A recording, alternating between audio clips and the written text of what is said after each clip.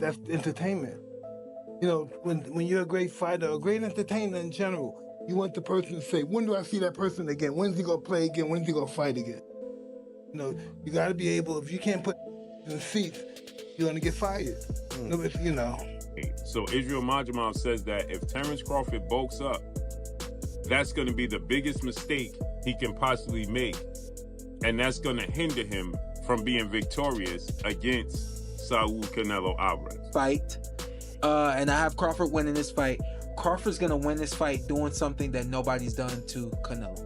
Okay. That's all I'm gonna say. And it didn't take me going to camp to know this. Okay. Mike Tyson shared his thoughts after training with Terence Crawford, emphasizing the importance of staying calm before such a massive fight against Canelo Alvarez. He explained that fighters always face intense pressure on this kind of stage, but the true battle is psychological. According to Tyson, if Terence Crawford can control his mind and avoid being overwhelmed, he will be able to perform at his best and potentially make winning look much easier. You know, fighters, pressure, right? Pressure's not being hit. You know, everybody think pressure's like getting on, staying on. Pressure's the thought of being hit. And that's how they fall. The thought is I'm not hitting that hard, but they think I am. Right. So It's all psychological. Are you, when you're walking to the ring, are you noticing anything, or are you so locked in? I see everything moving. Every person, every girl. I see everything. Dude, your walk-ins would last longer than the fights sometimes. Do anyone have a napkin on my towels? Because I'm sweating like a pimp on one hole up here. You sweat. We will get you one. You sweat. Thank you. Yeah. You're sweating like Charles Barkley at a spelling bee. Yeah, I'm going to be sweating pretty hard there, too. Exactly. So, Mike, we all know you hit hard. Who was the first person that when they hit you, you was like, oh, okay, this guy hits pretty. Amir Khan, a seasoned boxer who once shared the ring with Canelo Alvarez, acknowledges the magnitude of a potential clash between Canelo Alvarez and Terence Crawford. Khan praises Canelo Alvarez for his unmatched experience and proven dominance at higher weights, but also highlights Terence Crawford's real punching power and ability to adapt as he gains size in the division. He stresses that this is far from a one-sided contest, as both fighters bring elite skill sets capable of shifting the outcome with a single move. For Khan, the fight represents more than just another bout. It is the meeting of two extraordinary talents, with Canelo Alvarez's established greatness facing off against Terence Crawford's adaptability, making the showdown difficult to predict. He did that to Canelo after, so to your point, Oh, shit. can Crawford do the same? Coming up from 54 and 47, can he, or will that, throw off the catch and shoot? I was going to catch and shoot. We're not catching and shoot. Make me think. We're not catching and shoot. We're catching and resetting and getting out of this range for a minute or two. My fight with Arrow, I came back to the corner. I had a look on my face, I guess. And my dad said, "What's wrong?" I said, "Nothing." Like, classic Sean, nothing. He said, "Sean, tell me what's wrong." I said, my legs are kind of tight. He said, "Your legs kind of tight." He looked back, looked behind him. He would always do this and look back at the other corner. I don't know why. He looked back at them. It was a habit problem. He said, "All right, we're not gonna use our legs so much this round." And I was thinking to myself, like, I need these legs. I'm not trying to wear these shots. Yeah. So to your point, when there's a feeling, when the nervous system goes out, where does that adjustment take place? Do you trust the adjustment? Do you implement it? So that next round I did settle down a little more. I was lost around. Whatever. I know around him. He don't even know around him. Sport is water on you. So we got some time until this fight. So we ain't gotta pour it all out at one time. We'll work our way up to this one. Try to get on big guests to lead up to the fight. Expect some more very, very big guests, and expect some very, very big things from the Puerto Rico podcast the week of Crawford versus Canelo versus Crawford. Takes place here. What is that? September 6th? 13th. I was just gonna say, I've been critical of the fight because I felt like it serves as a foreground to the Ali Act stuff. Analysts have raised concerns about Terence Crawford's age and limited experience at higher weight classes, noting that by the time this fight potentially happens, Crawford will be 38 years old and facing the natural decline that comes with Age. Although he stepped up to 154 pounds to face Israel Madrimov, many observers remain unconvinced that one bout proves he is prepared to stand toe-to-toe with someone as seasoned at higher divisions as Canelo Alvarez. In boxing, age affects speed, reflexes, and recovery, factors that are crucial against a relentless opponent. While analysts acknowledge that Crawford's skills remain razor-sharp, they question whether his body can still perform at the same level of intensity. They frame this matchup as the ultimate test of his career, demanding not only technical brilliance, but also physical resilience and mental strength given the stakes and the caliber of the opponent. Successful September 13th, Las Vegas, Nevada, Allegiant Stadium, when he takes on another first ballot Hall of Famer, 4-division world champion, 2-time undisputed world champion, and reigning undisputed super middleweight world champion, Mexican superstar boxer Saul Canelo Alvarez, who is 63 wins, 2 losses, 2 draws, 39 wins by way of knockout. Terence Crawford had one fight at 154. That was against Israel Madrimov, the WBA junior middleweight world champion, right? And since then, Terence Crawford has moved up now to 168 to challenge Canelo Alvarez, okay? And so prior to that, he spent 5 years at what? Welterweight. So the concern that people have for Terence Crawford, rightfully so, is that Terence Crawford will be 38 years of age 2 weeks after the fight. So he's 37, okay? Terence Crawford has one fight at 154. Prior to that, Terence Crawford has been competing, okay, since 2018 for the last 7 years at 147. Since June of 2018, he's been fighting at 147. His only fight outside of that division in the last 5 to 6 years was his fight against Israel Madrimov at 154, which he won, unanimous decision. I thought he handily won, but people thought that he struggled. Israel Madrimov is now 10 wins, 2 losses, 1 draw, 7 wins by way of knockout because he lost his last fight to Mexican superstar, WBC junior middleweight interim champion, Virgil Ortiz Jr. Terence Crawford and his training team have consistently stressed their preparation, making it clear that their focus is on avoiding the mistakes made by Jermall Charlo, who was convincingly defeated by Canelo Alvarez. Crawford insists he is not Charlo, emphasizing that his style, discipline, and ring IQ set him apart. His team has crafted strategies built on movement, precision, and smart pacing, acknowledging that brute strength alone will not be enough to beat Canelo Alvarez. Instead, they plan to frustrate him with defense and seize opportunities through sharp counters. Training camp has been intense, with rigorous conditioning and sparring sessions designed to replicate Canelo Alvarez's power and relentless pressure. Crawford just revealed that they're currently working on making sure that the Omaha native doesn't end up like Jermall Charlo this coming September 13th when he faces Canelo Alvarez. Now this report comes from Boxing Scene, wherein it was just revealed by somebody from Crawford's camp that Terence Crawford is, quote, wary of repeating the mistake that former 154-pound champion Jermall Charlo made to a new weight limit without consideration of other factors. Boxing Scene further elaborated by saying that Crawford wants to retain his ability to fight with fluidity, maximizing the effectiveness of his power punches from both hands and ability to fight from a southpaw stance. With that said, Crawford's camp is now on full lockdown from the media or any sort of distraction up until fight week. Now, it's definitely worth considering that while it's Analysts have highlighted the natural risks that come with moving up in weight, as speed and agility are often compromised. Terence Crawford, now entering heavier territory, has sparked debate after photos surfaced online showing him looking noticeably bulkier. While some caution that such images can be misleading due to angles and lighting, the underlying concern remains. At his age and with added weight, can Crawford maintain the quickness that has long defined his style? Extra muscle may bring more power, but it can also reduce endurance and flexibility, raising questions about how effectively he can adapt at a higher division. Human. I mean, the more you age and the more weight you gain, of course you're gonna be slower. Now that doesn't mean that he won't be an elite fighter anymore. No, of course not. When you talk about special fighters like Terence Crawford and Canelo Alvarez, they can handle themselves against anyone on any given night in the worst circumstances possible. That is a fact, ladies and gentlemen. So let's get back into the discussion when it comes to Terence Crawford carrying the 168 division, when it comes to the 168 pound weight. So if you actually think about it, Terence Crawford, how is the man looking right now?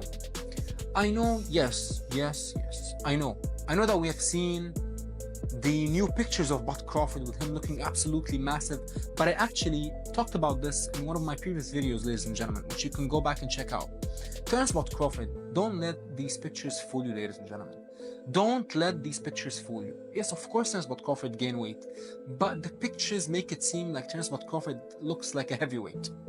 Let me tell you this, ladies and gentlemen, the lighting and the pump and the angle, everything plays a part in how you look in pictures. You know what I mean? Like, this is a fact, ladies and gentlemen.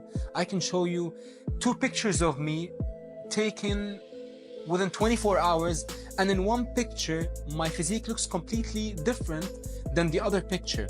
One picture I can take after having a unbelievable workout, with a nice sweat on, with a nice pump, with some nice lighting, and a nice angle. I would look completely different than when I look right now or getting out of bed, which I just did. Sanchez, one of boxing's most respected trainers, has dismissed the notion that Terence Crawford stands a real chance against Canelo Alvarez.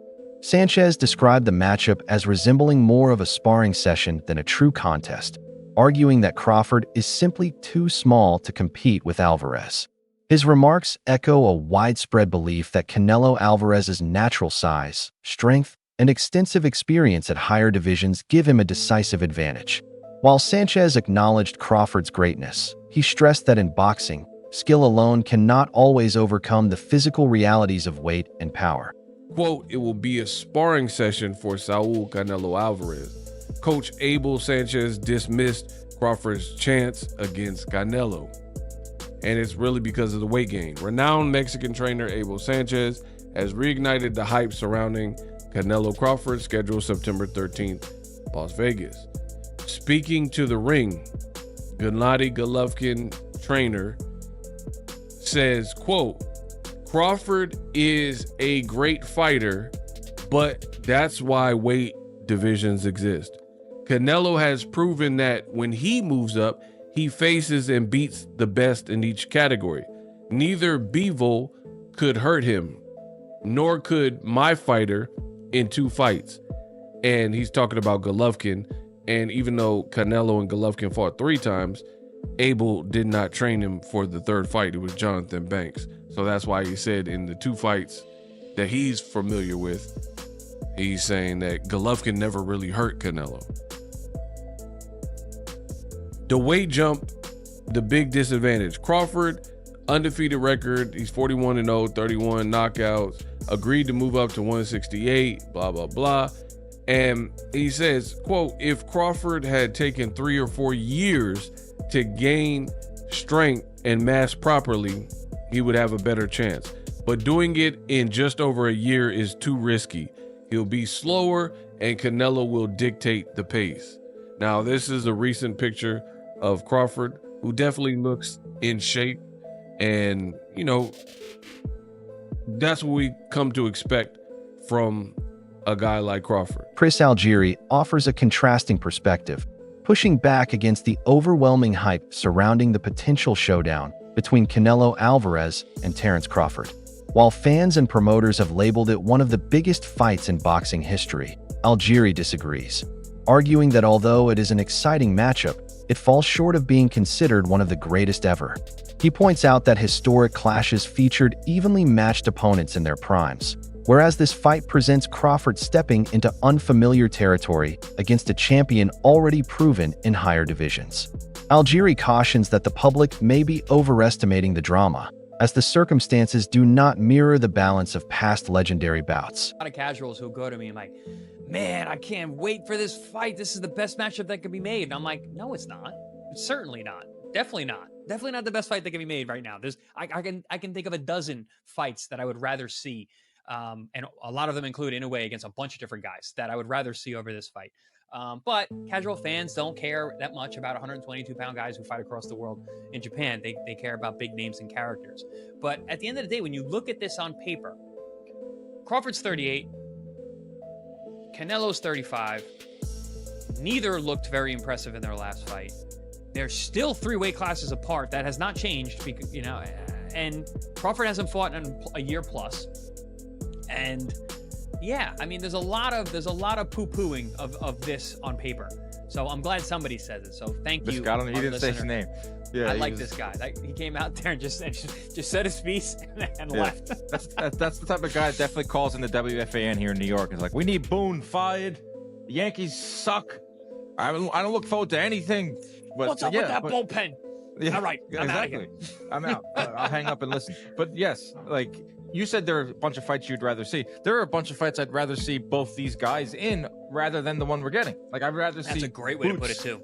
Yeah, Boots versus Crawford. I'd rather see Canelo versus Benavidez, Canelo versus Bivol, Canelo versus anyone at 168 of these top 5 there. What about Virgil and Crawford? I like that fight. That got mentioned at one point. Absolutely. I mean, but this is how boxing works. We'll all be excited on September 13th because it is a big event. We've talked about this numerous times on the show. We need big events, at least 1 or 2 of them a year, to stay relevant as a sport. It's on Netflix. We're all going to be excited that week heading into it. Maybe even that guy. Hey, Dan and Chris. Love the show. This is Nero calling from Hollywood. I was wondering, with so many people taking Bud Crawford to win, I think at one point it felt like a hot take, and now it's becoming sort of a standard take. I hope this isn't too much of an abstract question, but can you think of another time where someone chose what seemed to be a hot take and then become the regular take? And what was the result of that fight? Personally, I think it's a bridge too far for Bud Crawford, and I think people are underestimating Canelo, but who knows? Boxing analyst Showbiz The Adult emphasizes the gap in the quality of opposition faced by Canelo Alvarez and Terence Crawford, arguing that none of Crawford's past opponents could realistically handle the level of competition Canelo has fought. This perspective underscores the difference in resumes, as Canelo Alvarez has consistently taken on and often defeated champions across multiple divisions. While Crawford's undefeated record is impressive, he has not faced the same caliber of established threats. Critics of Canelo argue that he has occasionally avoided the toughest challenges, choosing more favorable matchups, but supporters counter that every opponent he has faced has been a respected, accomplished fighter, many of them world champions. Logically comparing their records, Canelo Alvarez has clearly endured the tougher career path, consistently battling elite-level opponents across weight classes, whereas Crawford's flawless record lacks victories over opponents of equal stature. Name the fighters Crawford fought who would beat Triple G. That Spence that Crawford fought, that Kell Brooks that Crawford fought, that Sean Porter that Crawford fought, would any of them beat Callum Smith at 168? I'm not sure how many fighters Crawford fought would beat the Miguel Cotto that Canelo fought. This is what I'm trying to say. When it comes to skill, experience has a lot to do with it. Case in point, you get an Austin Trout, you get a Caleb Plant, you get a Lara, you get a Floyd Mayweather, you get a Bivol. Just those 5, when it comes to experience, gives him the right experience that when he fights Crawford, he's not like, I don't know what this is like. There's not one fighter Crawford fought that would give him the experience against Canelo. Reports and training footage highlight Terence Crawford's intense dedication as he prepares for the challenge of facing Canelo Alvarez. His camp has incorporated strength training, heavy sparring, and conditioning drills designed to build endurance, while also experimenting with new methods to withstand heavier punches and longer exchanges. Beyond physical readiness, Crawford and his team emphasize mental toughness, discipline, and composure as key components of preparation. The central question remains whether Crawford can handle Canelo Alvarez's relentless style, as his defense and movement, though superb, will be tested against a fighter who has built his career on patience and capitalizing on openings. Against Errol Spence Jr., Crawford dominated, but analysts note that Spence lacked the size, strength, and strategic patience that Canelo Alvarez brings to the ring. And that usually breaks them down. So with some fighters, I see is that they think that Canelo is easy work because of the fact that he's flat-footed and he just kind of like, he does basic, I would say. He has basic skills, but he's really good at those basic fundamental skills. He does everything almost like perfect. But yeah, he's flat-footed, but you got to realize that he also has hell of a head movement and body movement. He understands and he's perfected at rolling with the punch thing. He's been rolling with punches like just to take off the steam off of the... Former world champion Kell Brook provides a detailed breakdown of why he favors Canelo Alvarez in this matchup. Brook respects Terence Crawford's dominant victory over Errol Spence Jr., but stresses that Spence is not on the same level as Canelo. He explains that the Mexican star brings a rare combination of power, experience, and tactical control that Crawford has never encountered before. Canelo Alvarez has thrived in higher weight classes, repeatedly proving himself against bigger and stronger opponents. While Brook acknowledges Crawford's elite technical skills, he argues that they do not fully prepare him for the unique challenges posed by Canelo's intelligence and adaptability in the ring. He frames this fight as perhaps the toughest of Crawford's career, as he has never faced such a complete fighter with so many advantages in size, strength, and strategy. You've got to sway towards Canelo. Crawford's going to have to, move up. And, I knew when I boxed Golovkin, there's a big difference, especially with someone that, fighting a middleweight, a mediocre world champion's okay. But when you're fighting someone like, Canelo or Golovkin, it's a different kettle of fish, I have to lean towards Canelo, but, Crawford's very, very, very good. Do you think Crawford's still got the legs? Obviously, he's very much got great IQ in the ring, but he's very much a good mover as well. Do you feel like he's still got the legs to be maybe outmoving Canelo if he needs to? Well, I don't know. I think when we look back at Mayweather when he beat Canelo, he's a mover. Crawford's not really like Mayweather in that aspect. He's more, he kind of sets his feet. He's cute with how he approaches chucking shots and moving. You know what I mean? I think it's a different fight to Mayweather, and Canelo's obviously a different fighter from when he boxed Mayweather. That's it for today's video, fight fans. Stay tuned for more updates, and we'll catch you next time.